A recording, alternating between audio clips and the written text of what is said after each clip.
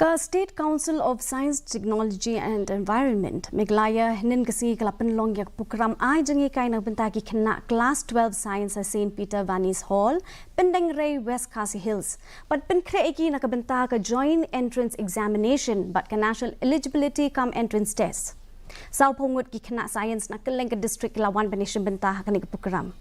Ka Meglaya Star 30 project Katmu banjit ya live hongut ki kena ki badan sak ban Pynlong nakabenta ka Eksamin JEE but live hongut nakabenta ka exam Neet. U Dr. Varun Murthy ka Rebuild India Foundation Bangalore ulawan benisyon benta ka ni program kum resource person. Right tests. Let's say I give you 2 weeks and I give you a set of chapters to prepare for the test. That is the guidance required. Your fears are real. Test based on the short term.